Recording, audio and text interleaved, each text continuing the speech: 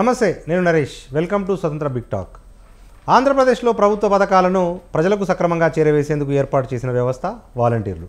అయితే ఆ వ్యవస్థ అసలు పని కన్నా కొసలు పనులు ఎక్కువగా చేస్తోందన్న విమర్శలు వెలువెత్తున్నాయి. పథకాల పేరుతో ప్రజలందరి వ్యక్తిగత సమాచారాన్ని వాలంటీర్లు సేకరిస్తున్నారని, ఇది నిబంధనలకు విరుద్ధమంటూ బీజేపీ మండిపడుతోంది. అంతేకాదు, ఏకంగా బీజేపీ చీఫ్ పురంధేశ్వరి పేరుతోనే ఫేక్ ఐడి తయారు చేయడంపై ఆందోళన వ్యక్తం చేస్తూ ఆ పార్టీ నేతలు ఈసీకి ఫిర్యాదులు చేశారు. మరోవైపు ఎన్నికల ప్రచారంలో అనేక చోట్ల వాలంటీర్లు చురుగ్గా పాల్గొంటున్నారు. దీన్ని నిశితంగా గమనిస్తున్న కొందరు పై అధికారులు వారిపై వేటు వేస్తున్నారు. అయితే ప్రజల సమాచారం వారి దగ్గర ఇప్పటికే ఉండటంతో ప్రలోభాలు బెదిరింపులకు పాల్పడే ప్రమాదం ఉందని విపక్ష పార్టీలు ఆందోళన చెందుతున్నాయి. మరి ఈ అంశాన్ని ఈసీ ఎలా పరిష్కరిస్తోంది? వాలంటీర్ల వ్యవస్థను ఎన్నికలకు దూరంగా ఉంచడం సాధ్యమేనా? ఓటు ఎవరికి వేయాలన్నది వాలంటీర్లు డిసైడ్ చేస్తారా? అసలు పురంధేశ్వరి పేరుతో ఫేక్ ఐడి తయారు చేసింది ఎవరు? ఇదే అంశంపై ఇవాల్టి బిగ్ టాక్లో చర్చిద్దాం.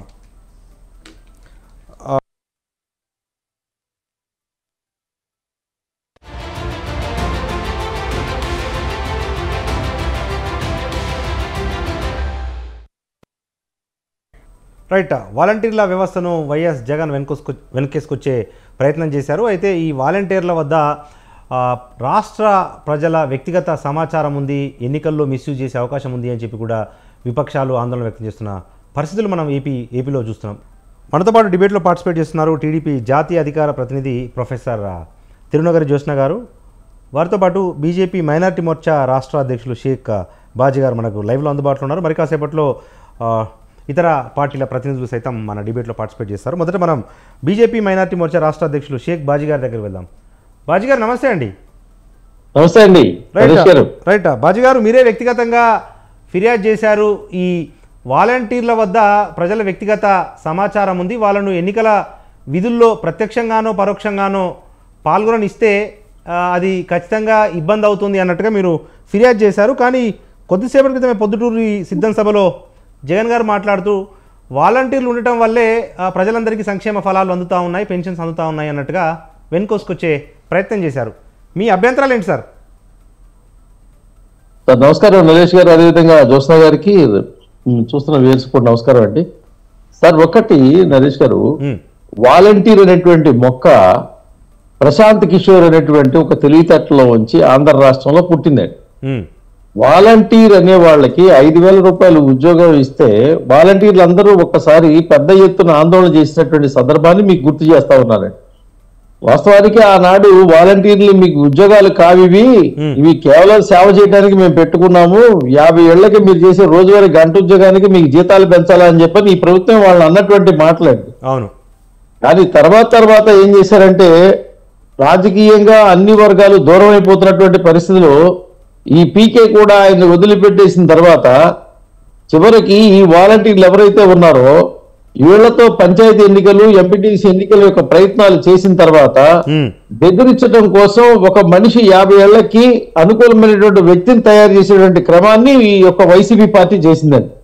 ఆ క్రమంలో ఏం చేశారంటే, వీళ్ళు ప్రతి ఇంట్లో ఉన్నటువంటి 5 కానీ 4 కానీ కుటుంబ సభ్యులైనటువంటి డేటా మొత్తం కూడా పథకాల పేరు మీద తీసుకొని ఆ యొక్క వ్యక్తిగతమైనటువంటి సమాచారాన్ని మొత్తం కూడా ప్రభుత్వం యొక్క కబంధ హస్తాల్లో పెట్టుకుందండి. ఆ శౌర్యం చేసి ఈ రోజున వాళ్ళకి సంబంధించినటువంటి అన్ని డీటెయిల్స్, ఆధార్ కార్డు దగ్గర నుంచి బ్యాంక్ అకౌంట్ దగ్గర నుంచి అన్ని డీటెయిల్స్ కూడా వాళ్ళ దగ్గర ఉన్నటువంటి పరిస్థితి. వాస్తవానికి ప్రభుత్వం పదే అని చెప్తున్నాడు, నేరుగా ఇవాళ సమాచారం ఉంది కాబట్టి నేరుగా అనేటువంటి పరిస్థితి. ఆ నేరుగా అనేటువంటి వ్యవహారాన్ని చేసినటువంటి వ్యక్తిగత శౌర్యంతో ఏదైతే ఉందో, ఎన్నికలలో ఉన్నటువంటి అభ్యర్థుల్ని ఏదైతే ఓటర్లు మభ్య పెట్టేటువంటి క్రమాన్ని పోయేటువంటి క్రమంలో వారు నేరుగా డబ్బులు పంపించేటువంటి అవకాశం ఉంటుందండి. అదేవిధంగా ఆ యొక్క వాళ్ళ యొక్క సిమ్ కార్డులో వాళ్ళ సంబంధించిన ఈమెయిల్ ఐడిలో ఈ కుటుంబాల యొక్క వ్యక్తిగతమైనటువంటి భద్రత లేనటువంటి ఆ యొక్క అంశాలు ఏవైతే ఉన్నాయో అవన్నీ కూడా వాళ్ళ దగ్గర ఉండడం అనేది ఎన్నికల నిబంధనలకు విరుద్ధం కాబట్టి దాన్ని తీసుకోమని చెప్పని నిన్న ఎన్నికల కమిషన్ ఫిర్యాదు చేయడం జరిగిందండి. అదేవిధంగా ఈ రాష్ట్ర ముఖ్యమంత్రి మీటింగ్లో చెప్తా ఉన్నారు, ఈ యొక్క వాలంటీర్లు ఎవరైతే ఉన్నారో మీరు కార్యకర్తల్లా పనిచేయండి అని చెప్పని. ఎంత దారుణమైనటువంటి అంశం అంటే, యువత నిరుద్యోగంలో ఉన్నటువంటి యువత ఉద్యోగాల కోసం ఉద్యోగాలు ఇప్పించండి అయ్యా బాబు అంటే వాళ్ళని పాపం ఈ రాజకీయ పార్టీ యొక్క కార్యకర్తలుగా మార్చి వాళ్ళకి 5,000 రూపాయలు 7,000 రూపాయలు జీతాలు ఇచ్చి వాళ్ళకి వజ్రాలని రత్నాలని బంగారాలని చెప్పని వాళ్ళ యొక్క బహుమతుల రూపంలో వాళ్ళకి రూపాయలు ఇచ్చి వాళ్ళని కేవలం వాళ్ళ జీవిత కాలం వాళ్ళ కుటుంబాలకు ఉపయోగపడకుండా ఒక రాజకీయ పార్టీకి ఉపయోగపడేటువంటి మనుషులుగా వాళ్ళు తయారు చేసుకున్నటువంటి పరిస్థితి. రాష్ట్రంలో మరొక 5 ఏళ్ళు ఇదే ఉంటే ఆ యొక్క యువకుడు ఎవరైతే ఉన్నారో వాళ్ళ వయసు అయిపోతుందండి. ఇక వాళ్ళు ఉద్యోగానికి కూడా పనికి రాకుండా పోయి వైఎస్ఆర్సీపీ కార్యకర్తలుగా మారిపోయేటువంటి పరిస్థితి అవుతుందండి. అందరూ అలా ఉన్నారని చెప్పి అనడానికి లేదు. ఎవరైతే కొందరు ఈ యొక్క ప్రభుత్వానికి అనుకూలంగా పనిచేసి వాళ్ళ యొక్క క్యాంపెయిన్లో కూడా పార్టిసిపేట్ చేశారో వాళ్ళు సస్పెండ్ చేయడం జరిగింది. వాళ్ళు కూడా నేరుగా వెళ్ళి ఇవాళ వాళ్ళ యొక్క కార్యక్రమాల్లో పాల్గొన్నటువంటి పరిస్థితి. మేమేమన్నామంటే ఎవరైతే వాలంటీర్లు ఉన్నారో వాళ్ళని ఎలక్షన్ ఏజెంట్లుగా వేయొద్దన్నాము. దానికి సానుకూలంగా స్పందించినటువంటి పరిస్థితి. అదేవిధంగా రీసోర్స్ పర్సన్ ఉన్నటువంటి మహిళలు ఎవరైతే ఉన్నారో ఆ ఉద్యోగం జీతం చేస్తున్నటువంటి వాళ్ళను కూడా అక్కడ అంగన్వాడీలు వేయొద్దని, అదే వాళ్ళని తీసుకొచ్చి పోలింగ్ బూత్లు వేయొద్దని చెప్పినటువంటి పరిస్థితి. అదేవిధంగా ఎవరైతే సెక్రటరీ స్టాఫ్ ఎవరైతున్నారో ఈ ప్రభుత్వంతో నియమించబడినటువంటి వాళ్ళని కూడా ఆ పోలింగ్ బూత్లు వేయకుండా పక్క పోలింగ్ బూత్లు వేయమని చెప్పని అడిగినటువంటి పరిస్థితి. వాలంటీర్ సిస్టాన్ని పూర్తిగా ప్రజలకి చేయాల్సినటువంటి సదుద్దేశం అయినప్పుడు కూడా దాన్ని దుర్వినియోగం పరుస్తుంది ఇవాళ ఈ రాజకీయంగా ఉన్నటువంటి ప్రభుత్వం. వాళ్ళని కేవలం వాళ్ళ ఎన్నికల యొక్క ఓట్ల సంకేతాలు వాళ్ళు తీసుకొచ్చేటువంటి క్రమంగా వాళ్ళని ఎన్నికలు ఇంటికి సంబంధించిన వాళ్ళని ఏదైనా సరే ఓటు లొంగితే ఓకే తీసుకెళ్ళి డబ్బులు ఇవ్వండి, లొంగకపోతే వాళ్ళని బెదిరించండి, లేదంటే వాళ్ళకి ఆశ పెట్టండి, లేకపోతే వాళ్ళకి ఇంకో ప్రలోభాన్ని ఇవ్వండి, ఎట్లయినా సరే ఆ ఓటు మనకు రావాలనేటువంటి అంశంలో మీ యొక్క పాత్ర కీలకమైందని చెప్పని నేరుగా వాళ్ళ మంత్రులు వాళ్ళ ఎమ్మెల్యేలు వాళ్ళ ముఖ్యమంత్రులు చెప్తున్నటువంటి వైనం ప్రతిరోజు పత్రికల్లో వస్తున్నటువంటి పరిస్థితి మనం అందరం చూస్తున్నదే. కాబట్టి దీని మీద నిష్పక్షపాతంగా వ్యవహరించి ఖచ్చితమైన కఠినమైనటువంటి చర్యలు తీసుకోమని చెప్పని మేము ఎన్నికల అధికారిని కోరుతూ కేంద్ర ఎన్నికల కమిటీ కూడా ఈ యొక్క పిటిషన్ పంపించడం జరిగిందండి. ఖచ్చితంగా ఆంధ్రప్రదేశ్ లో ఉన్నటువంటి ఎన్నికల్లో మేము వైనాట్ 175 అనేటువంటి పార్టీ పైనెత్తున ఏమాత్రం బలం లేదండి. అదేవిధంగా ఎమ్మెల్యేల స్థాయిలో ఏమాత్రం బలం లేదండి. కింద స్థాయిలో ఉన్నటువంటి వాలంటీర్ల మీద ఆధారపడి ఇవాళ మేము గెలుస్తామనేటువంటి మాట చెప్తున్న వాళ్ళని అంతర్మదనంగా 100% ఓడిపోతామనే నమ్మకం కూడా అంతే బలంగా ఉందండి. ఇవాళ భయాందోళన ఉన్నాడు కాబట్టే ముఖ్యమంత్రి ఎవరైనా ఒక ముఖ్యమంత్రి ఎన్నికల్లో ఒక 5 సంవత్సరాల అధికారం దక్కితే అది కూడా అద్భుతమైనటువంటి మ్యాండేట్ ఎవరైతే 151 ఎమ్మెల్యేలు కానీ 23 ఎంపీలు కానీ దక్కితే అతను పరిపాలించిన తర్వాత చెప్పాల్సినటువంటి మాట ఏంటంటే నేను ఇంత అద్భుతంగా పనిచేశాను, మీకు ఇన్ని మేలు చేశాను, ఇంత అభివృద్ధి జరిపించాను, మీకు ఇంకా నాకు అవకాశం ఇస్తే మీకు రానున్న ఇంకొక 5 సంవత్సరాలు కూడా ఇంకా పనిచేస్తానని చెప్పాల్సింది పోయి మిమ్మల్ని నమ్ముకున్నాను, మీరు దయ ఉంటే ఓట్లేయండి, నా మీద నమ్మకం లేకపోతే మానేయండి అని చెప్తున్నాడు. అంటే ఇలా చెప్పినటువంటి రాష్ట్రాలు పక్కన తెలంగాణలో కూడా ఇట్లాగే చెప్పాడండి. ఎక్కడికి వెళ్ళాడో మీకు మనం చూసాం.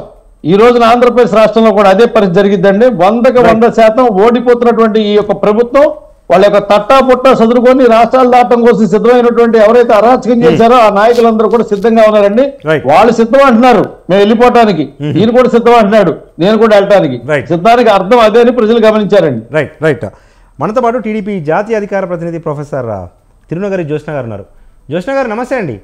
నమస్తే అండి, మీకు బాజీ గారికి ప్రేక్షకులందరికీ కూడా నమస్కారం. రైట్ జ్యోత్స్న గారు, అంటే ఇప్పుడు సరే ఏపీలో వాలంటీర్ల వ్యవస్థ ఉంది కాబట్టి వాళ్ళ దగ్గర లబ్ధిదారుల సమాచారం మొత్తం ఉంటుంది అనేది ఒక ప్రధాన ఆరోపణ. కానీ ఎక్కడ ప్రభుత్వం ఉన్నా కూడా అధికార పార్టీ వద్ద ఆ సమాచారం మొత్తం ఉంటుంది కదా. తెలంగాణ ఎన్నికల్లో మనం చూసాము 2018లో కానీ లేకపోతే మొన్న జరిగిన అసెంబ్లీ ఎన్నికల్లో ఏకంగా ఎమ్మెల్యేలకు అప్పటి సీఎం కేసీఆర్ గారు మొత్తం ఫైల్స్ రూపంలో మొత్తం లబ్ధిదారుల జాబితా ఇచ్చారు. వాళ్ళకి ఇళ్లలోకి వెళ్ళి ప్రచారం చేసుకునే అవకాశం కూడా కల్పించారు కదా. ఎట్లా మరి, అంటే అది ఇది తేడా ఎట్లా చూస్తాం మనం? ఇప్పుడు ఒక విషయం చెప్తాను నరేష్ గారు, ఇక్కడ వాలంటీర్లకు సంబంధించి వాలంటీర్లు అనేటువంటి వాలంటీర్లను మేము తప్పుపట్టట్లేదండి. ఆ వ్యవస్థ ద్వారా జగన్మోహన్ రెడ్డి ఏదైతే అరాచకం చేస్తున్నాడో దాన్ని తప్పుపడుతున్నాం మేము. వాలంటీర్లకు మేము వ్యతిరేకం కాదు. వాళ్ళు ఏముందండి పాపం ఒక్కొక్కళ్ళు అయితే నిజంగా మాట్లాడితే ఎంత దౌర్భాగ్యకరం అంటే పిహెచ్డీలు చేసినటువంటి పిల్లలు, పీజీలు చేసినటువంటి పిల్లలు కూడా 5,000 రూపాయలకి వాళ్ళ రోజున పని చేస్తున్నాం అని చెప్పి వాళ్ళు చెప్పుకోవాల్సినటువంటి పరిస్థితి. కానీ వాళ్ళని అడ్డం పెట్టుకొని ఇవాళ రోజున వాళ్ళ చేత తప్పుడు చేయిస్తున్నాడు జగన్మోహన్ రెడ్డి. అది మేము వీఆర్ అగేన్స్ట్ దాట్. ఎందుకంటే ఇప్పుడు మీరు ఇందాక కోట్ చేసినటువంటి ఎగ్జాంపుల్ ఉంది. ఇవాళ లబ్ధిదారులకు సంబంధించినటువంటి ఇన్ఫర్మేషన్ ఒక్కటే వాలంటీర్ల దగ్గర ఉందా? కాదే. ఇవాళ ఆంధ్రప్రదేశ్ లో పరిస్థితి ఏంటయ్యా అనంటే ఎవరెవరైతే ఏ ఇంట్లో ఏ పార్టీకి మద్దతుదారులు ఉన్నారు, ఎవరి ఓట్లు ఏ మద్దతుదారుల ఓట్లు మనం తీసేయాలి, ఎవరిని ఎలా మనం మేనేజ్ చేయాలి, ఒకవేళ ఆ ఇంట్లో ఉన్నటువంటి పరిస్థితుల స్థితిగతుల దృష్ట్యా ఎవరిని ఎంత మనం ప్రలోభ పెట్టాలి, ఏ రకంగా వాళ్ళని మనం ఇబ్బందులకు గురి చేయొచ్చు, ఇవన్నీ ఎవరు చేస్తున్నారు? వాలంటీర్లను అడ్డు పెట్టుకొని చేస్తున్నటువంటి జగన్మోహన్ రెడ్డి కాదా? మనం ఎన్ని సందర్భాల్లో చూడలేదు ఇది? ఎన్ని ఓట్లు తొలగించబడ్డాయి చెప్పండి? ఎన్ని ఓట్లు తొలగించబడ్డాయి? ఎవరు కారణం దానికి? ఇవాళ ఇంకో విషయం చెప్తున్నాను, అసలు వాలంటీర్లు అనేటువంటి వాళ్ళు గవర్నమెంట్ అఫీషియల్స్ కాదండి, గవర్నమెంట్ ఎంప్లాయీస్ కాదు. అవును, నాకు తెలిసి షేక్ బాజీ గారు కూడా అందుకనే దానికి సంబంధించిన కంప్లైంట్ కూడా ఇచ్చి ఉండొచ్చు. మేము అందరం అదే చెప్తున్నాం, వాళ్ళు గవర్నమెంట్ ఎంప్లాయీస్ కాదు. అలాంటప్పుడు వాళ్ళకి ఎవరైతే లబ్ధిదారులు ఉంటారో, ఎవరైతే ప్రజలు ఉంటారో, ఎందుకంటే ప్రతి వాలంటీర్ 50 ఇళ్ళు ఇచ్చామని చెప్తున్నారు ఫర్ ఎగ్జాంపుల్. సో వాళ్ళకి సంబంధించినటువంటి కాన్ఫిడెన్షియల్ ఇన్ఫర్మేషన్, ఆ కాన్ఫిడెన్షియల్ ఇన్ఫర్మేషన్ ఆ వాలంటీర్లకు చేరుతోంది. ఆ కాన్ఫిడెన్షియల్ ఇన్ఫర్మేషన్ ఏదైతే వాలంటీర్ల చేతుల్లో ఉంటుందో అది ఎవరికి చేరుతోంది అనేటువంటిది ఎలా తెలుస్తుందండి? Because they have not signed any confidentiality agreement. Government employees అయితే కాన్ఫిడెన్షియాలిటీ అగ్రిమెంట్ సైన్ చేస్తాం కదా.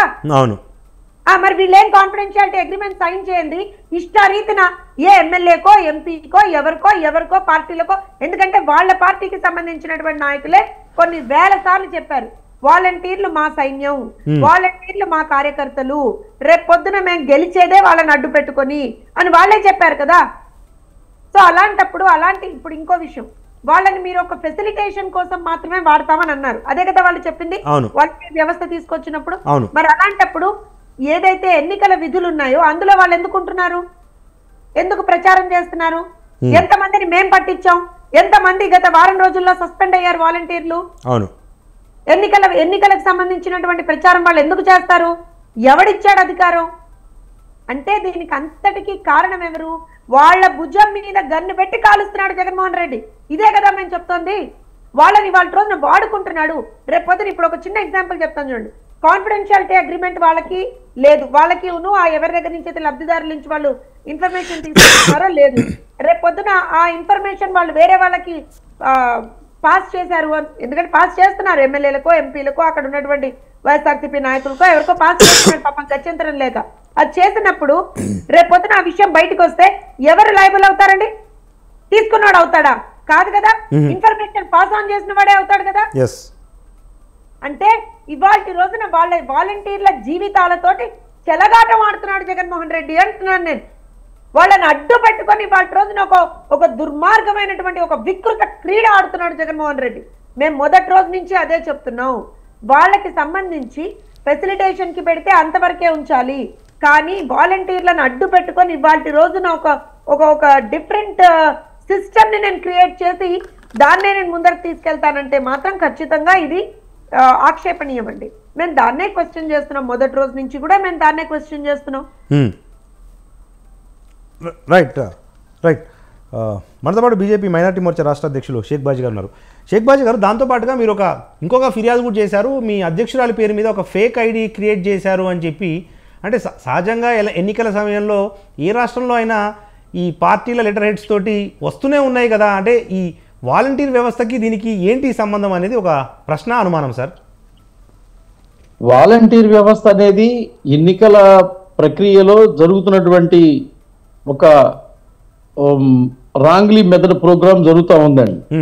వారు చెప్పారు, జ్యోత్స్న గారు చెప్పినట్టుగానే, వాళ్ళు ఏదైతే ఉన్నటువంటి ఆ ఒక స్థానాన్ని వదిలిపెట్టి పూర్తిగా కార్యకర్త స్థానాన్ని తీసుకెళ్లేటువంటి ఒక తెలివైనటువంటి ఐడియా అనుకుని ప్రయోగం చేసినటువంటి వైఎస్ఆర్సీపీ పార్టీ మీద ఈ రోజున అంతర్గతంగా దాని యొక్క మొత్తం విషయాన్ని బయట పెట్టినందుకు ప్రతి అంశంలో కూడా ఒక మహిళని చూడకుండా ఒక జాతీయ పార్టీ సంబంధించినటువంటి రాష్ట్ర అధ్యక్షుడు అనేటువంటి వ్యక్తి మీద అపోహలు కలిగే విధంగా ఒక అబండాలతో ట్విట్టర్ క్రియేట్ చేయటం, నకిలీ ట్విట్టర్లు, నకిలీ ఇన్స్టాగ్రామ్లు, వాట్సాప్ లో ఈ రాజీనామా చేశామని, లేకపోతే తెలుగుదేశం పార్టీ యొక్క అంశాల్లో మేము వెళ్ళామని, లేకపోతే నిన్న చంద్రబాబు నాయుడు గారు ఎక్కడో జరిగితే దానికి సంబంధించినటువంటి విషయం మీద మేము బీజేపీ ఢిల్లీకి పంపించిందని, ఇటువంటి లేనిపోని వార్తలని మా లెటర్ హెడ్ మీద, బీజేపీ ఆంధ్రప్రదేశ్ పేరు మీద లెటర్ హెడ్ మీద ప్లస్ వారి యొక్క సిగ్నేచర్, ఫోర్జరీ సిగ్నేచర్ పెట్టి విడుదల చేయటం సోషల్ మీడియాలో.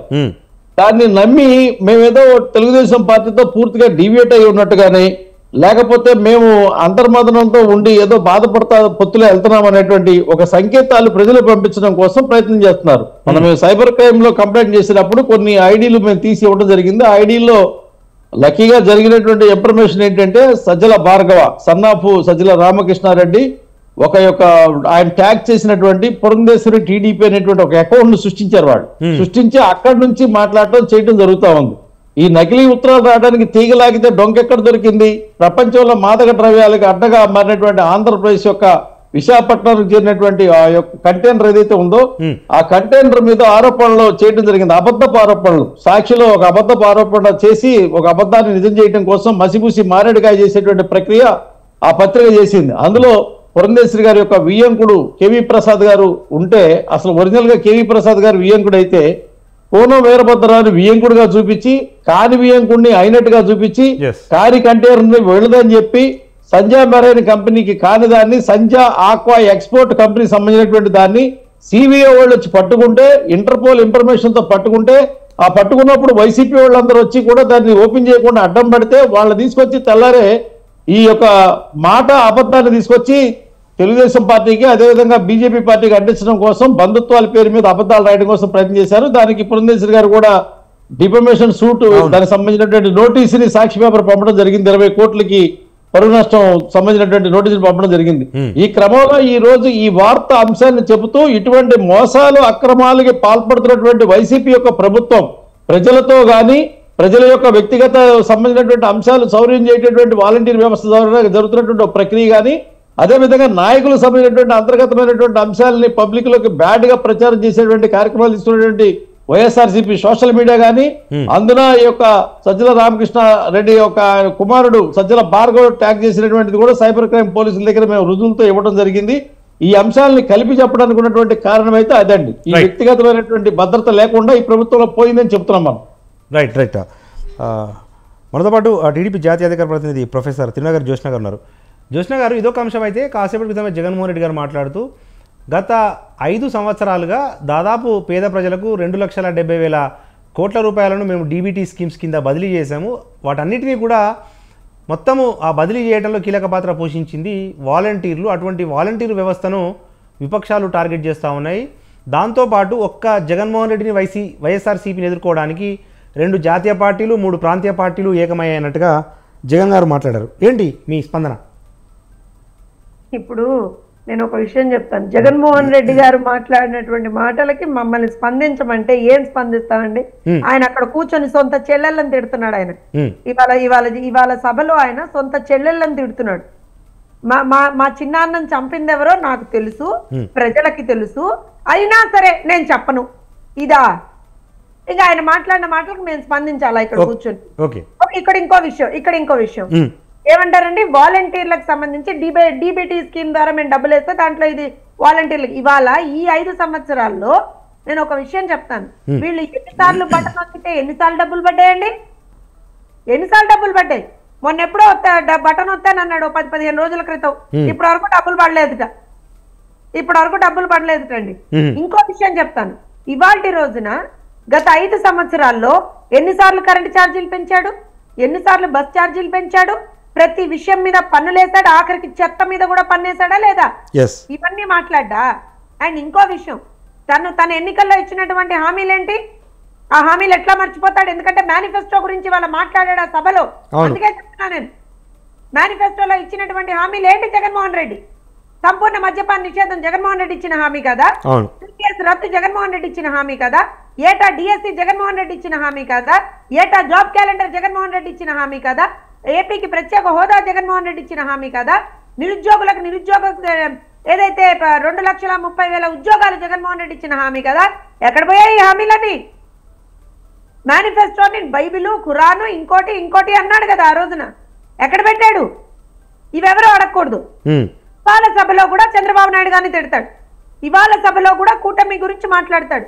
అవును, మేము గర్వంగా చెప్తున్నా, నేను తెలుగుదేశం పార్టీ కార్యకర్తగా చెప్తున్నా, అవును రాష్ట్ర ప్రయోజనాల కోసం మేము విభేదించాల్సి వచ్చినప్పుడు విభేదించాం మేము. కూటమిలో ఉన్నా సరే, మిత్రపక్షంగా ఉన్నా సరే, మంత్రి పదవులు ఉన్నా సరే, ఈ రోజున ఇలాంటి ఒక చిన్న ఇష్యూస్ ఏవైతే ఉన్నాయో ఇష్యూ బేస్డ్ గా మేము విభేదించాం. కానీ మేమేం ప్రిన్సిపల్ బేస్డ్ గా సైద్ధాంతిక పరంగా వాళ్ళతో విభేదించలేదే.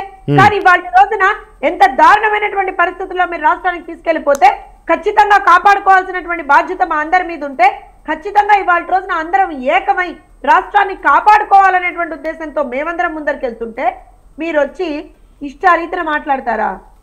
ఈ 5 సంవత్సరాల్లో మీరు నిజంగా కూడా పోలవరం ఎంత మేరకు కంప్లీట్ చేశారు, రాజధాని ఎంత మేరకు కంప్లీట్ చేశారు, లేకపోతే ఎన్ని లక్షల ఉద్యోగాలు ఇచ్చారు, ఎన్ని లక్షల కోట్ల పెట్టుబడులు తీసుకొచ్చారు రాష్ట్రానికి? ఇవన్నీ మేము అడిగితే ఎక్కడ మొహం పెట్టుకుంటారు? ఇదే పోనీ కేంద్ర ప్రభుత్వం నుంచి వచ్చినటువంటి సహకారం కూడా నేను చెప్తాను ఈ విషయంలో. ప్రధానమంత్రి ఆవాస్ యోజన కింద ఆంధ్రప్రదేశ్ రాష్ట్రానికి ఎన్ని లక్షల ఇల్లు గ్రాంట్ అయ్యాయండి? ఎన్ని లక్షల ఇల్లు గ్రాంట్ అయితే ఎన్ని కట్టాడు Jaganmohan Reddy? National disaster relief fund కింద ప్రతి ఏటా కూడా ఫండ్ కేంద్రం నుంచి వస్తుంటే ఆ కేంద్రాన్ని ఆ నిధుల్ని ఏం చేశాడు జగన్మోహన్ రెడ్డి? ఇది ఎవడో అడగకూడదా? ఒక్కసారి కూడా వెళ్ళి రాష్ట్రం కోసం కేంద్ర ప్రభుత్వంతో ఒక్క మాట మాట్లాడలేనటువంటి వాడివి నువ్వే ఇవాళ రోజున బయటకు వచ్చి మాట్లాడితే, ప్రతిపక్షంలో ఉన్న అధికార పక్షంలో ఉన్న అనుక్షణం రాష్ట్రం కోసం కేంద్రంలో ఉన్నటువంటి ప్రభుత్వంతో మేము మాట్లాడుకుంటూ ఎక్కడికక్కడ కన్విన్స్ చేసుకుంటూ అవసరమైతే కంబ్యాట్ చేసుకుంటూ వెళ్తున్నామే 2014 నుంచి ఇవాళ వరకు. అవును, ఇవాళ ఖచ్చితంగా ఎన్డీఏ కూటమి రావాల్సినటువంటి అవసరం ఉంది. అదే భావిస్తున్నాము, అదే ప్రజలు భావిస్తున్నారు. ఎందుకంటే దేశం ప్రోగ్రెస్ అవ్వాలన్నా, రాష్ట్రం ప్రోగ్రెస్ అవ్వాలన్నా ఖచ్చితంగా ఎన్డీఏ కూటమి ద్వారానే అది జరుగుతుంది అనేటువంటి చాలా బలంగా నమ్ముతున్నాము. అందుకే కదా ఇట్ హస్ బీన్ ప్రూవ్డ్ కదా. ఇవన్నీ పక్కన పెట్టేసి గాల్లో మాటలు మాట్లాడుతూ ఇవాళ కూడా మీ జగన్ అన్న మీ బిడ్డ ఏం బిడ్డ అండి? నాకు అర్థం కాదు. క్యాన్సర్ గడ్డ కాకపోతే రాష్ట్రానికి పట్టింది. ఏంటిది ఈ దౌర్భాగ్యం? ఇవాళ కూర్చొని 2 చెల్లెళ్ళ గురించి మాట్లాడాడు ఆయన. అవును, నీ చెల్లెళ్ళు, నీ సొంత చెల్లెళ్ళు నిన్ను అడిగినటువంటి ప్రశ్నకి సమాధానం చెప్పలేవు నువ్వు. సునీత వచ్చి అన్నా నా తండ్రిని చంపింది ఎవరో నీకు తెలుసు, నీ చిన్నాన్నని చంపింది ఎవరో నీకు తెలుసు, కనీసం నువ్వు మాట్లాడట్లేదంటే నోరు వెప్పడు. మరి అలాంటప్పుడు ఎవరైతే అవినాష్ రెడ్డి ఇవాళ రోజున వివేకానంద రెడ్డి గారి హత్య కేసులో ముద్దాయిగా ఉన్నటువంటి అవినాష్ రెడ్డిని పక్కన పెట్టుకుని ఎందుకు తిరుగుతున్నావు? ఎందుకు అతనికి మళ్ళీ నువ్వు ఎంపీ సీట్ ఇచ్చావు? ఇది అడగకూడదా? ఎవరు దళితుడిని చంపేసినటువంటి ఎమ్మెల్సీ అనంతబాబుని ఎందుకు పక్కన పెట్టుకుని తిరుగుతున్నావు? ఇది అడగకూడదా? ఎవడు? ఏం విశ్వసనీయత, ఏం విలువలండి? అవి లేకే కదా బయటకు వచ్చి ఇవాళ రోజు చూసాం కదా. సొంత జిల్లా కడపలో కూడా ఏ రకంగా జనాలు చీత్కరిస్తున్నారు. సొంత జిల్లా కడప అవును చీత్కరిస్తున్నారు. పట్టుమని 10 మంది లేరు ముఖ్యమంత్రి గారు వస్తే. రైట్ సార్, అంటే ఇవి గ్రాఫిక్స్ కావు కదా నరేష్ గారు. అంటే ఆ సిద్ధం సభలో ఏదో విఎఫ్ఎక్స్ గ్రాఫిక్స్ పెట్టారు, గ్రీన్ మ్యాట్ వేశారు, అష్ట కష్టాలు పడ్డారు. ఇక్కడ ఏం చేస్తారు అలాంటివి? అయినా ఇదేమన్నా ప్రజాగళవా? పోనీ తెలుగుదేశం, జనసేన, బీజేపీ చేసేటువంటి ప్రజాగళం లాంటి సభ పోనీ నారా చంద్రబాబు నాయుడు గారు వాళ్ళు తీసుకునేటువంటి ప్రజాగళం లాంటిదా? లేకపోతే రేపు పొద్దున మన పవన్ కళ్యాణ్ గారు తీసుకునేటువంటి వారాహి యాత్ర లాంటిదా? అంత సీన్ లేదు కదా జగన్మోహన్ రెడ్డికి. Okay, right sir. Shaik Baji garu, అంటే ఇప్పుడు మేనిఫెస్టోలో చెప్పినట్టుగా రాజధాని కానీ, లేకపోతే 3 రాజధానులు కానీ, లేకపోతే ప్రత్యేక హోదా కానీ, సంపూర్ణ మద్యపాన నిషేధం కానీ, పోలవరం కానీ, ఇటువంటి అంశాలు పూర్తి చేయకుండా కూడా వైఎస్ఆర్ కాంగ్రెస్ ప్రధానంగా ఈ 2,70,000 కోట్లు సుమారుగా మేము పేద ప్రజలకు డబ్బులు పంచాము, మమ్మల్ని అదే గెలిపిస్తుంది అన్నట్టుగా ప్రచారము అదే తీరులో ప్రచారం కొనసాగుతూ ఉంది. ఏంటి సార్, అంటే అది వాస్తవం కాదా? అంటే ప్రతి నెల అర్హులకు కానీ లబ్ధిదారులకు కానీ పెన్షన్ టెన్షన్గా ఇవ్వటం కానీ, లేకపోతే ఇతరత్ర నగదు చేరవేయడాలు కానీ వాస్తవం కాదా ఏపీలో? ఆయన వాస్తవం చెప్పారండి. 2,70,000 కోట్లు ఇచ్చానని చెప్పి అదే అనుకుందాం, వాస్తవమే చెప్పారు అనుకుందాం. ఆనాటి ప్రభుత్వం దిగిపోయే నాటికి 3 లక్షల కోట్ల అప్పు ఉందండి ఆంధ్ర రాష్ట్రంలో. కానీ ఇప్పుడు 12 లక్షల కోట్ల అప్పు అయిందండి. 2,70,000 కోట్లు పోతే మరి మిగతా డబ్బులన్నీ ఏమైపోయినాయండి? ఈ రాష్ట్రంలో రోడ్లు, అంతర్గతమైనటువంటి రోడ్ల మీద వెళ్ళేటువంటి ప్రయాణికుల పరిస్థితి గోతులో పడి చచ్చిపోయేటువంటి స్థితి. కానీ ఆ రోడ్లకి కేంద్రం తగ్గించినటువంటి పెట్రోల్ డీజిల్ ధరలు చుట్టుపక్కల ఉన్నటువంటి రాష్ట్రాలు అన్నీ తగ్గిస్తా ఉన్నాయి, తగ్గించి చేస్తున్నటువంటి పరిస్థితి. కానీ ఆంధ్రప్రదేశ్లో ₹1 కూడా తగ్గించకుండా కట్టని అమరావతి పేరు మీద లీటర్కి ₹5, ఎయ్యని రోడ్లకి లీటర్కి ₹2 వసూలు చేసినటువంటి ప్రభుత్వం అండి. ఏ మాత్రం డెవలప్మెంట్ చేయకుండా కేంద్రం మాత్రమే ఇచ్చినటువంటి నిధులు దాదాపు ఈ 10 ఏళ్లలో 8 లక్షల కోట్ల మౌలిక సదుపాయాల కోసం ఇచ్చినటువంటి డబ్బు ఏదైతే ఉందో కేంద్రం చేసినటువంటి డెవలప్మెంట్ ని నేను ఇచ్చానని చెప్తా ఉన్నాను. ₹10 పెట్టాను, ₹100 కొట్టాను అనేటువంటి పాలసీ తీసుకున్నటువంటి ఈ ముఖ్యమంత్రి ఇందాక మాట్లాడుతా అనేక అంశాలు మాట్లాడుతా ఆయన ఒక నిజం చెప్పాడండి. ఏ నిజం అంటే ఆయన నాకు అన్ని తెలుసు అన్నాడు. నాకు అన్ని తెలుసు, మీకు తెలుసు అన్నాడు. కాకపోతే ఒక విషయాన్ని ఓపెన్ గా చెప్పాడు ఏంటంటే, కోర్టులో ముద్దాయి చెప్తా ఉంటాడు, నాకు తెలియదు, నేను చూడలేదు, నాకు తెలియదు, నేను చూడలేదు, ఇది చెప్తాడు. ఎందుకంటే అవినాష్ గురించి ఇప్పుడు జ్యోత్స్న గారు అడుగుతా ఉన్నారు, పక్కన అవినాష్, ఆయనకి మీరు అడిగారు అనుకోండి, నాకు తెలియదు, నేను చూడలేదు, ఈ మాటలు చెప్తాడు అనమాట ఆయన. ఇవాళ కొత్తగా నేరారోపణ ఏంటంటే, ఏ కోడి కత్తి అయితే ఓట్లు తెచ్చిపెట్టిందో, ఏ బాబాయ్ గొడ్డలైతే ఓట్లు తెచ్చిపెట్టిందో, మొట్టమొదటిసారిగా మళ్ళీ ఎన్నికల తర్వాత, ఆనాడు ఎన్నికలప్పుడు సిబిఐ దర్యాప్తు కోరారు ఎన్నికల ముందు, ఆ తర్వాత కోరినటువంటి వాడే అధికారంలోకి వచ్చాడు.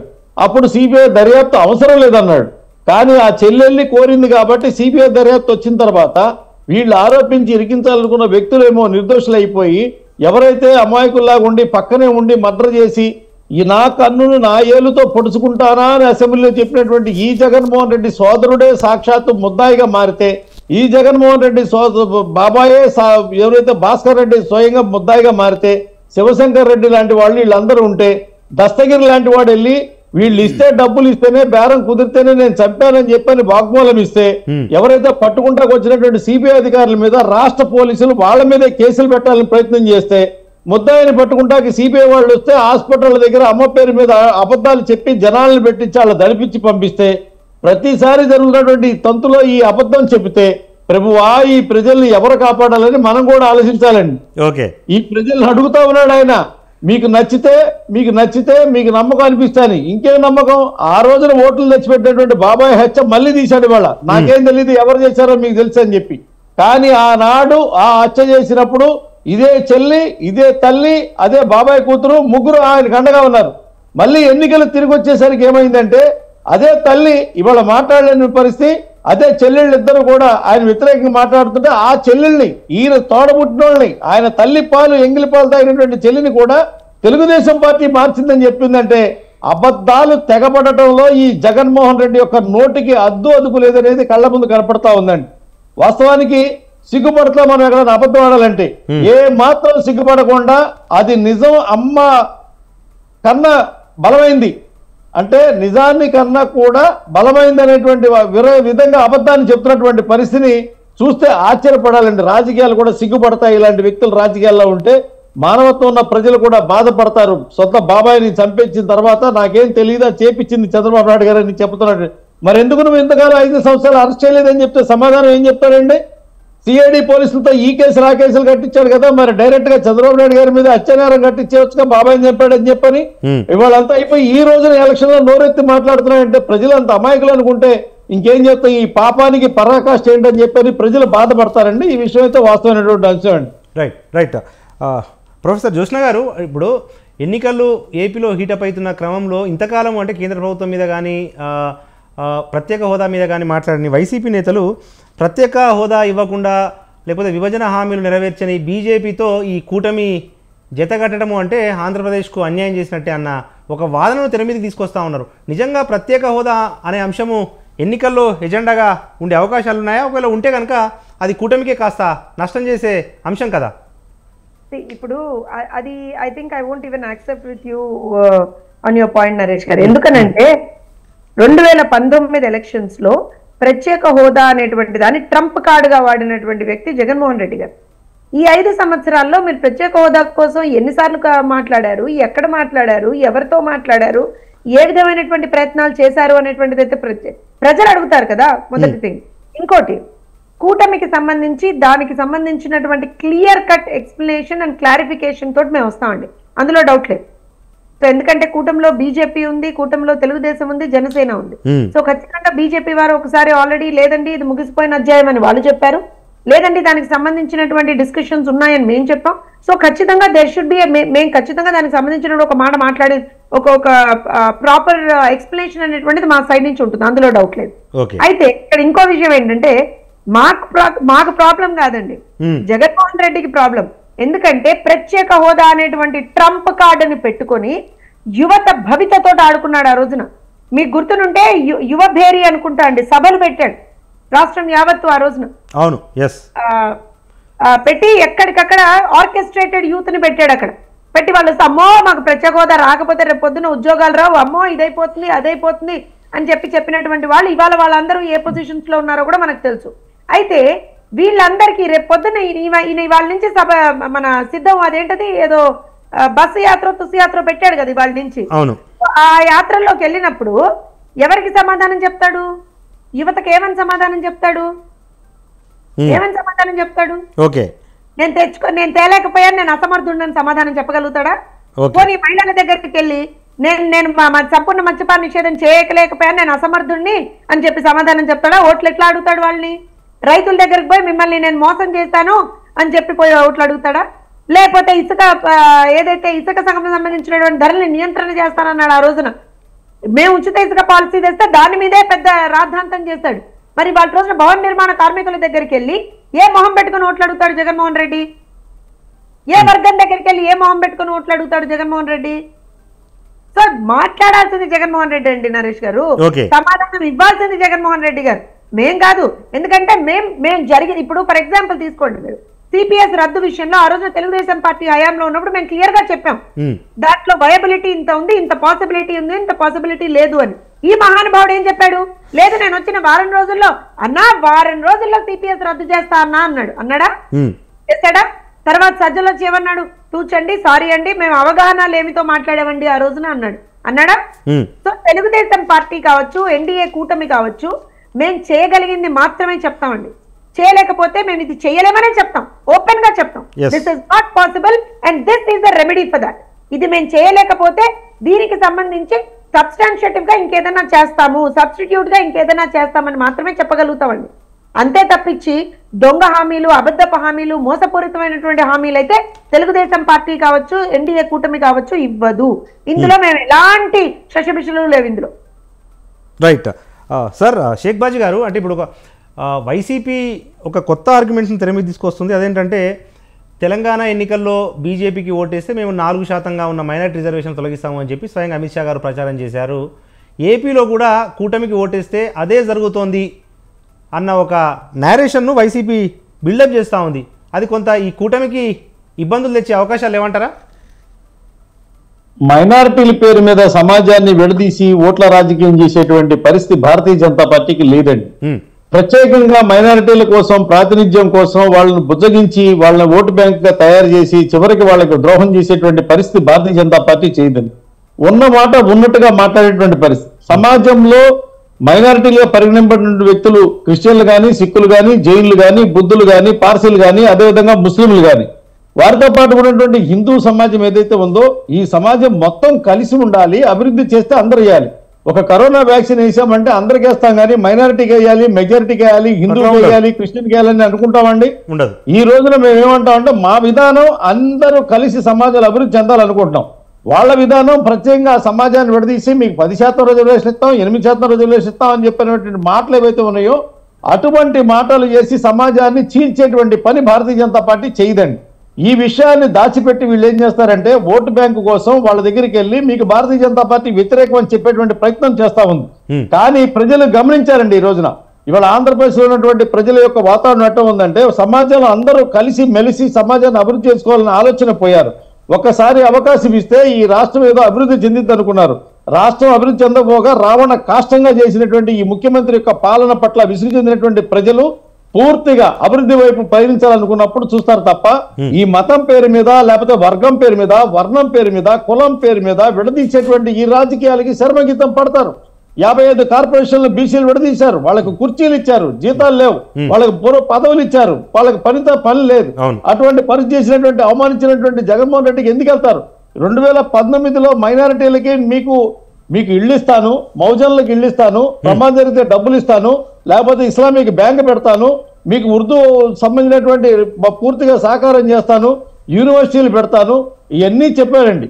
కానీ ఆయన వచ్చిన తర్వాత ఏమైందంటే ఇదే మైనార్టీలు ఆంధ్రప్రదేశ్ రాష్ట్రంలో అబ్దుల్ సలాము రైలు కింద పడి ఆత్మహత్య చేసుకున్నటువంటి పరిస్థితి కుటుంబంతో సహా. మరి ఇక్కడ బీజేపీ ఎక్కడుందండి? లేదు కదా. అదే విధంగా ఆ అమ్మాయి ఆతిర్ షా అనే అమ్మాయిని అత్యాచారం చేశారండి, వాళ్ళు చంపేసినట్టు తర్వాత మరి అక్కడ భారతీయ జనతా పార్టీ లేదు కదండి. అక్కడే విధంగా మదనపల్లిలో ఒక అమ్మాయి మార్కులు ఎక్కువ వస్తున్నాయని చెప్పని హెరాస్మెంట్ చేస్తే అమ్మాయి ఊరేసుకొని చచ్చిపోయిందండి. మరి ఇక్కడ భారతీయ జనతా పార్టీ లేదు కదండి. కడపలో కూడా ఒక భాష కాదరబాద్ అనే వ్యక్తికి డాక్యుమెంట్లు లాక్కొని అతని దగ్గర అతన్ని అత్యానిమిత్తం కేసు పెట్టి అతను హెరాస్మెంట్ చేస్తే అతను కూడా వీడియో రిలీజ్ చేశాడండి. పంచాయతీ చేయిపోయి ఆ వ్యక్తిని మోసం చేసినటువంటి పరిస్థితి. అంటే ఈ రాష్ట్రంలో ఉన్నటువంటి వక్ఫ్ బోర్డు స్థలాలు ఆక్రమించినటువంటి వాళ్ళు, వక్ఫ్ బోర్డు స్థలాలకి ప్లాట్లేసి ఇళ్లు కట్టాలని ప్రయత్నం చేసిన వాళ్ళు, డాన్లుగా మారినటువంటి భూ కబ్జాదారులు ఎవరైతే ఉన్నారో వీళ్ళందరూ కూడా మైనారిటీ సమాజం యొక్క ఆస్తులు దోచుకుంటున్నారండి. దీనికి పరిష్కారం భారతీయ జనతా పార్టీ చెప్తా ఉంది. మేము దోచుకుంటాము, మేము మోసం చేస్తాము, మీరు మా పక్కన ఉండండి అని చెప్పని ఆ సమాజాన్ని మోసం చేయడం కోసం వాళ్ళు ప్రయత్నం చేస్తున్నారు. అయితే ఈ సమాజం కళ్ళు తెరిచి ఈ రోజున అభివృద్ధి వైపు చూస్తుంది. ఎన్డీఏ కూటమి అభివృద్ధి పయనంలో ఈ రాష్ట్రాన్ని అభివృద్ధి చేయాలనే ఆలోచన ఉంది కాబట్టి ఆ మాటలు పక్కన పెట్టి అభివృద్ధి వైపుకు పక్కన వచ్చి ఖచ్చితంగా ఈ యొక్క ప్రభుత్వాన్ని ఏర్పాటు చేసే క్రమంలో మైనార్టీలు కూడా భాగస్వామ్యాలు కాబోతున్నారండి. ఇప్పుడు తెలంగాణలో ఏం జరిగిందో మనం చూసాం కదా. భారతీయ జనతా పార్టీ ఏం చెప్పిందో అదే రకంగా నిజామాబాద్ అర్బన్ లో 70,000 ఓట్లు ఉన్నటువంటి మైనార్టీ ప్రాంతంలో భారతీయ జనతా పార్టీ అభ్యర్థి గెలిచాడు. 19 ప్లేసుల్లో దాదాపు సెకండ్ ప్లేస్ వచ్చినటువంటి భారతీయ జనతా పార్టీ, 8 స్థానాల్లో గెలిచినటువంటి భారతీయ జనతా పార్టీ దేశంలో గుజరాత్, మధ్యప్రదేశ్, మహారాష్ట్ర, అదేవిధంగా రాజస్థాన్, అనేక ప్రాంతాల్లో, ఉత్తరప్రదేశ్ లాంటి ప్రాంతాల్లో భారతీయ జనతా పార్టీ, గుజరాత్ లాంటి రాష్ట్రాల్లో కూడా భారతీయ జనతా పార్టీ మైనార్టీల యొక్క విద్యా శాతం, ఆర్థిక శాతం యొక్క అభివృద్ధి పెరుగుతుంది, వాళ్ళ సూచి పెరుగుతూ ఉంది. కేవలం ఆంధ్రప్రదేశ్ లో ఈ యొక్క జగన్మోహన్ రెడ్డి లాంటి మోసపు మాటలు నమ్మి ఇవాళ వాళ్ళ జీవితాలు మృగ్యం చేసుకుంటే సిద్ధంగా లేరండి. ఇవాళ క్రిస్టియన్సే తీసుకుంటే ఈశాన్య రాష్ట్రాల్లో 9 రాష్ట్రాల్లో భారతీయ జనతా పార్టీ ఉంది, 90% ఉన్నటువంటి క్రిస్టియన్లో.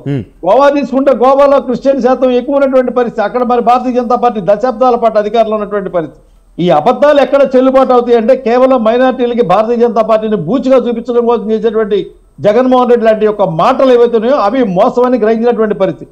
ఎవరు అత్యాచారం చేశారో, ఎవరు రైలు కింద పడి చచ్చిపోవడానికి కారణమయ్యారో, ఎవరైతే నమ్మించి హామీలు ఇచ్చి అమలు చేయకుండా మోసం చేశారో, ఎవరైతే సంక్షేమ పథకాలు లేకుండా చేశారో ఆ వ్యక్తే జగన్మోహన్ రెడ్డి. ఆ వ్యక్తిని ఓడించాలని చెప్పి మైనార్టీ సమాజం నిర్ణయం తీసుకుంది. అది జరుగుతుందనేది వాస్తవ విషయాన్ని తెలియజేస్తా ఉన్నాను. రైట్.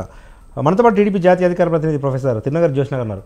జ్యోత్స్న గారు, అంటే ఇప్పుడు గత ఎన్నికల్లో ఇచ్చిన హామీలను వైఎస్ఆర్ కాంగ్రెస్ ప్రభుత్వం నెరవేర్చలేదు అన్న ఒక అంశంతో కూటమి ఎన్నికల్లోకి వెళ్తుంది. కానీ కేంద్రానికి సంబంధించి బీజేపీ ఇప్పుడు మీ కూటమిలో ఉంది. కేంద్రం ఇచ్చిన హామీలు కూడా నెరవేరలేదు. మరీ ముఖ్యంగా సెంటిమెంటల్ ఇష్యూస్, ఉదాహరణకి వైజాగ్ స్టీల్ ప్లాంట్ ప్రైవేటీకరణకు సంబంధించి కాంగ్రెస్ కూడా ఒక భారీ బహిరంగ సభ పెట్టింది. దేశవ్యాప్తంగా కూడా ఈ ప్రైవేటీకరణ పెరిగిపోతూ ఉంది. దానికి కారణము ఈ కూటమి అన్న ఒక అంశాన్ని కూడా తెర మీద తీసుకొస్తా ఉన్నారు వైసీపీ నేతలు. ఏంటి, దాన్ని ఎట్లా అధిగమిస్తారు మీరు? నేను ఒక విషయం చెప్తానండి. గత 5 సంవత్సరాలుగా కాంగ్రెస్ పార్టీ ఎక్కడుందండి? ఆంధ్రప్రదేశ్ రాష్ట్రంలో గత 5 సంవత్సరాలుగా కాంగ్రెస్ పార్టీ ఎక్కడుంది? అవును. ఏమంటారు అని అంటే ఏ అంశం మీద మాట్లాడారు వాళ్ళు? స్టీల్ ప్లాంట్ కి సంబంధించి కూడా మీకు గుర్తుండుంటే సాక్షాత్తు పార్లమెంట్ లో కూడా తెలుగుదేశం పార్టీకి సంబంధించినటువంటి ఎంపీలు మాట్లాడారు. అలానే స్టీల్ ప్లాంట్ కి సంబంధించి ఎక్కడైతే ఆ ఉద్యోగుల పక్షాన వాళ్ళకి భరోసా ఇస్తూ వాళ్ళు చేసేటువంటి ఉద్యమాల్లో కూడా తెలుగుదేశం పార్టీ ప్రతినిధులే ఉన్నారు. సో డెఫినెట్ గా ఇవాళ రోజున నేను అదే చెప్తున్నాను, ఎవ్రీథింగ్ విల్ బి క్లారిఫైడ్. అందుకనే మేము ఉమ్మడి మేనిఫెస్టోతో వస్తున్నాం కదా. ఉమ్మడి మేనిఫెస్టోతో వచ్చినప్పుడు ఖచ్చితంగా అన్ని ఇష్యూస్ మీద ఒక క్లారిఫికేషన్ అనేటువంటిది ఇచ్చుకుంటూనే వెళ్తాం. కానీ ఇక్కడ ఇంకోటి ఏంటంటే ఎన్నికలు వచ్చాయి కదా, ఖచ్చితంగా కొన్నిటిని మేము ఇవాళ రోజున ట్రంప్ కార్డులాగా వాడతాం. లాస్ట్ టైం ఎలా అయితే జగన్మోహన్ రెడ్డి వాడాడో అలాగా వాడతామని చెప్పి ఎవరన్నా అనుకుంటే మాత్రం వాళ్ళు పప్పులో కాలేసినట్టే. ప్రజలు ఎవరు కూడా ఇట్లాంటి విషయాన్ని వాటి రోజున వాళ్ళు ఎవరు కూడా ఆమోదించరండి. ఎందుకంటే గత 5 సంవత్సరాలుగా ఆంధ్రప్రదేశ్ రాష్ట్రంలో జరుగుతోంది ఏంటి? రాజధాని లేని రాష్ట్రంగా రాష్ట్రాన్ని చేశారా లేదా? అమరావతి రైతుల్ని రోడ్డుకి ఈడ్చారా లేదా? భవన నిర్మాణ కార్మికుల్ని రోడ్డుకి ఈడ్చారా లేదా? ఆడపిల్లల మీద అఘాయిత్యాలు పెరిగిపోయాయా లేదా? ఎవరైతే యువత, ఆంధ్రప్రదేశ్ రాష్ట్రంలోని యువత మా భవిత బాగుండాలి, మాకు ఉద్యోగాలు రావాలి, ఒక ప్రాపర్ ప్రోగ్రెసివ్ స్టేట్ గా మనం ఉండాలి, ఒక సన్ రైజ్ స్టేట్ గా మనం ఉండాలి అని అనుకున్నామో అలాంటి పరిస్థితి ఏదైనా గత 5 సంవత్సరాల్లో రాష్ట్రంలో ఉందా? ఇలాంటివేమీ లేనప్పుడు ప్రజలు ఏమి చూస్తారండి? ఏ విధమైనటువంటి అభివృద్ధి చూస్తారు ప్రజలు? అండ్ మీరు అన్నట్టుగా ఖచ్చితంగా కొన్ని సెంటిమెంటల్ ఇష్యూస్ ఉంటాయి. వాటికి సంబంధించినటువంటి క్లారిఫికేషన్ ఎన్డీఏ కూటమి నుంచి ప్రస్ఫుటంగా వస్తుందండి, అందులో డౌట్ లేదు. రైట్. Thank you. ఇది వాళ్ళ బిగ్ టాక్. మన బిగ్ టాక్లో పార్టిసిపేట్ చేసిన గెస్టులు టీడీపీ జాతీయ అధికార ప్రతినిధి ప్రొఫెసర్ తిరునగర్ జ్యోత్స్న గారికి, వారితో పాటు బీజేపీ మైనార్టీ మోర్చా రాష్ట్ర అధ్యక్షులు షేక్ బాజీ గారికి ధన్యవాదాలు. ఇది వాళ్ళ బిగ్ టాక్. చూస్తూనే ఉండండి స్వతంత్ర.